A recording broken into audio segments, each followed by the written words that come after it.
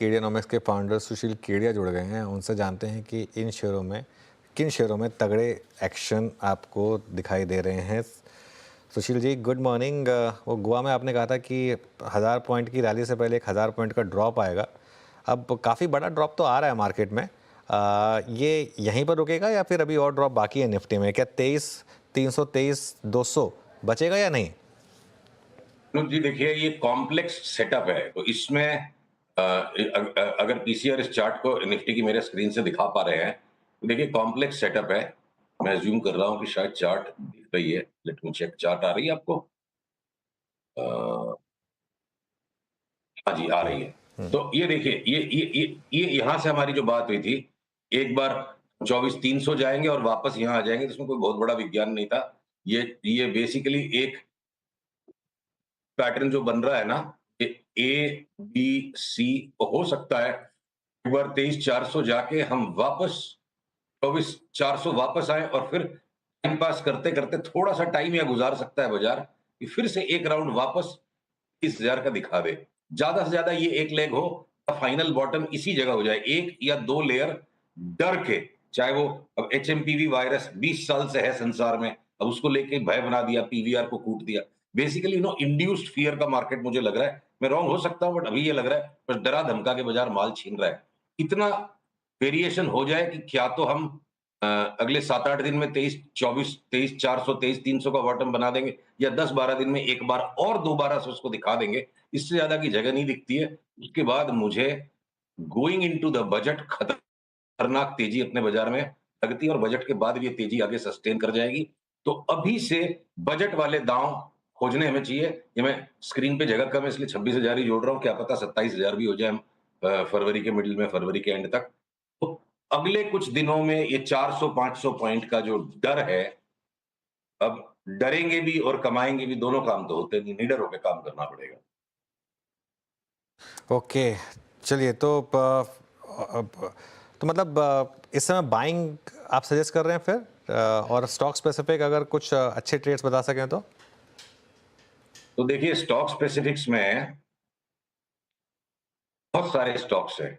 अब अगर मैं आपको फाइनेंशियल सर्विसेज के स्टॉक्स में बताऊं, तो जियो फाइनेंस हमें लगता है डबल हो जाएगा। 4 से 5 महीने का पर्सपेक्टिव लीजिए। और इसी साल 2025 में बजाज फाइनेंस हो सकता है आधा हो जाए, 8,100 दिखा के 4,100 तक गिर जाए। तो ऐसे में दो तरफा चाल है। अगर अगर मैं ब्रोकरेज के स्टॉक्स पे आता हूं, तो मोतीलाल ओसवाल में भी 1300 की जगह लगती है। 40% हो गया, 900 का स्टॉक 1300 हो जाए तो 40-45% हो गया। एंजल ब्रोकिंग 40-50% बढ़ जाए, पर ये सीडीएसएल बीएसई में 10% बढ़े और उसके बाद लंबा करेक्शन आ जाए, तो अलग अलग जगह स्टॉक्स स्प्रेड आउट है। स्मॉल फाइनेंस बैंक्स, मेरे को लगता है पता नहीं बजट में कुछ जस्टिफिकेशन आ सकता है क्या, बहुत ज्यादा तेजी लग रही है उन स्टॉक्स में, सबके सब 60-70-75% बढ़ जाए। But at the same PSU banks में सिर्फ एक आईओबी का फाइनल बॉटम हो गया, लगता है वो डबल हो जाए यहाँ से। थोड़ा सा और इंतजार, 4-5-7% का करेक्शन और हो जाए पीएसयू बैंक्स में, उसके बाद उनको भी दबा के लेंगे। पर बैंक निफ्टी के जो लार्ज स्टॉक्स हैं, HDFC, ICICI, even axis bank हो सकता है, इनसे परहेज रखेंगे। ये घूम फिर के बार बार करेक्शन देके इंडेक्स को दबाते रहेंगे। लार्ज बैंक्स को हमें शॉर्ट कर करके हेज करना है, small finance banks, PSU banks को दबा के लेंगे। अब आप आ जाओ, अगर मेटल्स की स्पेस में आते हो, अपनी बात पहले भी हुई थी एमओआईएल, अब उसमें एक हायर बॉटम बन रहा है, और एमओआईएल यहां से लगता है मेरे को डबल हो जाएगा। 3 से 6 महीने का पर्सपेक्टिव रखिए। मैंगनीज के prices world wide shoot up करते जा रहे हैं। अगर अगर मैं मेटल्स की इस पिक के अलावा बाकी भी मेटल्स में ब्रॉडली करेक्शन हो लिया, थोड़ा सा और जगह बाकी है। ऑटोज में हम टाटा मोटर्स पे तेजी और बढ़ाते जाएंगे। ब्रिटिश पाउंड में कल बड़ा रिवर्सल आ गया, 20% की जंप वहां आती है, टाटा मोटर्स 40% बढ़ जाएगा। अभी हम 25% की बात लेके चलते हैं। तो मैं अगर इंश्योरेंस के स्टॉक से एसबीआई लाइफ, एचडीएफसी लाइफ, इन दोनों में 40 से 50% तक की ऊपर जगह देखता हूँ। एलआईसी ऑफ इंडिया भी एलआईसी ऑफ इंडिया भी 25 से 30% एक बार बढ़ जाए, तो रिलायंस ओएनजीसी मार्केट को सामने से लीड करेंगे। तो अनुज, आईटी के स्टॉक्स में एक ब्रॉड बेस्ड करेक्शन आ जाए कि वो घटे ही नहीं है बिल्कुल, और उसके सिवा इवन मीडिया के स्टॉक्स में जिनमें कुटाई हो रही है, थोड़ी देर पहले मैं सुन रहा था इनको अपने वीरू को कि पीवीआर को ऐसे पीटा जा रहा है, हो सकता है 1-2 दिन में पीवीआर का भी बॉटम बन जाए, वापस 400-500 रुपए की तेजी हो जाएगी। तो सिलेक्टिव करेक्शंस हैं बाजार में, जो बहुत अच्छी बात है। और इंडेक्स एक अलग खेल है। 23,000 को आप बॉटम समझ लो, 26,000 को 27,000 को ऊपर की जगह समझ लो, 2025 का एक पर्सपेक्टिव है। पर इंडिविजुअल स्टॉक्स में टाइम टू टाइम करेक्शन हो जाने के बाद पकड़-पकड़ के 25, 30, 40% तक कमाने की जगह अभी भी बाजार दे रहा है। ओके। अच्छा सुशील जी, गुड मॉर्निंग, वीरेंद्र बोल रहा हूँ। ये हमारी बात जुबरन पे हर बार होती है जब भी आप आते हैं। 800 रुपये का कल ये स्टॉक हो गया, अभी यहाँ पे कुछ प्रॉफिट बुक करना है या फिर लीड करेगा ये अभी भी? सॉरी, किस पे बात कर रहे हो आप?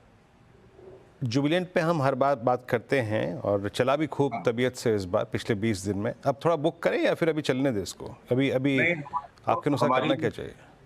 जुबिलेंट पे हमारी जो पर्सपेक्टिव थी कि 400 से 800 तक हम इसको राइड करेंगे, वो राइड भी कंप्लीट हो गई। टारगेट खाली पूरा नहीं हुआ, पैटर्न भी पूरा हो गया। जुबिलेंट से अब हम आउट हैं और 1, 2, 3, 4 दिन में जब भी इसमें शॉर्ट सेल का सिग्नल बनेगा, हम जुबिलेंट को अगले 6 महीने, 8 महीने वापस 800 से 400 की जर्नी एक्सपेक्ट करते हैं और उसके अनुसार बार-बार बेच-बेच के इसमें ट्रेड बनाएँगे। सारे एफएमसीजी जब करेक्ट कर रहे थे, जुबिलेंट एक तरफ भागता गया। अब जुबिलेंट से निकल के हम बाकी के एफएमसीजी स्टॉक्स में पैसे डालेंगे। अच्छा, इसके जुबिलेंट सारा से निकल के आप बाकी सब एफएमसी पैसा जहां डालेंगे, वो कौन सी पॉकेट्स होंगे सुशील जी? टाटा कंज्यूमर को देखिए अच्छा मूव दिया, ब्रिटानिया ने अच्छा मूव दिया, कल डाबर मैरी को कोलैप्स हुए, बट आपका टेक क्या है? वो पैसा कहाँ जाएगा, किस तरफ? डाबर पे सबसे ज्यादा तेजी करनी है। उसके बाद आप सारे के सारे एफएमसीजी स्टॉक्स ले सकते हैं। समस्या है कौन सा न ले। मतलब 35% अगर हिंदुस्तान लीवर जैसा भारी भरकम स्टॉक भी बढ़ता लगता है, लेकिन बार-बार डर का वातावरण इस संसार में आएगा। क्रूड में मेरे को लगता है फाइनल लास्ट करेक्शन अगले 5, 7, 8 दिन हो जाए, उसके बाद क्रूड एक तरफा अगर भागेगा $100 तक, तो कुछ ना कुछ संसार में समस्या पैदा होने पे भागेगा। और समस्या के माहौल में, डर के माहौल में एफएमसीजी बिल्कुल सेफ बेट है। सबकी चार्ट्स रेडी है। जैसे लीवर जैसा भारी भरकम स्टॉक भी 30 से 35% यहां से रिटर्न दे देगा। 2400 वाला 3200 हो जाए, टाटा कंज्यूमर 50% बढ़ जाए, डाबर 60-70% बढ़ जाए, तो मेरे को लगता है 3 से 5 महीने में कंज्यूमर स्टॉक्स में, ये एफएमसीजी स्टॉक्स में एक्स्ट्रा ऑर्डिनरी रिटर्न्स पॉसिबल लगती है। एकदम चार्ट सबकी स्टैक्ड है कि ट्रक भर के ले लो इनको। ओके, ट्रक भर के ले लो। चलिए अब जो एकदम 5 बैगर 10 बैगर कॉल कौन सी होगी इस समय? जैसा बीएससी आपने 2 साल पहले बताया था, ऐसा कोई नोवेल आइडिया? थोड़ा-सा इंतज़ार करेंगे, इसको हम वेट एंड वॉच कर रहे हैं, कंसोलिडेट होने देते हैं। क्या पता और भी 15-20% तक नीचे घट जाए, तो प्रीएम्प्ट नहीं करेंगे। मैं आपको नाम मेंशन कर देता हूँ जो हमारे रेडार पे है। हो सकता है अभी भी घटे, वॉच करेंगे, जब फाइनल सिग्नल आएगा तब हम आपको कन्फर्म करेंगे, क्या पता नेक्स्ट वीक या उसके बाद। पर स्पंदना फुर्ती फाइनेंस मेरे को लगता है, और कोई नई बात नहीं, पास्ट में भी 4 बैगर हो चुका है और फिर से पूरा पुल बैक दे दिया। तो हो सकता है स्पंदना फुर्ती फाइनेंस, जब भी इसमें सिग्नल आएगा, अभी हम इसको तुरंत लेने के लिए नहीं कह रहे हैं, तो ये हो सकता है 300 वाला 1800 हो जाए, उसके लिए सिग्नल की वेट करेंगे। क्या पता नेक्स्ट वीक जब तक हमारी मुलाकात हो, ये 5 बैगर की मूव ट्रिगर कर चुका हो। ओके, स्पंदना स्फूर्ति, जी हाँ, 1200 से स्टॉक 300 तक तो आ चुका है और कई लोगों का मानना है कि शायद वर्स्ट प्राइस में हो यहाँ पर। सुशील जी, बहुत बहुत शुक्रिया ये सब स्टॉक आइडियाज़ आज हमारे सामने रखने के लिए और इंडेक्स पर अपनी बोल्ड कॉल एक बार फिर से रिपीट करने के लिए। इस शो को यहाँ समेटने का समय आ गया है। वीरू और मैं अब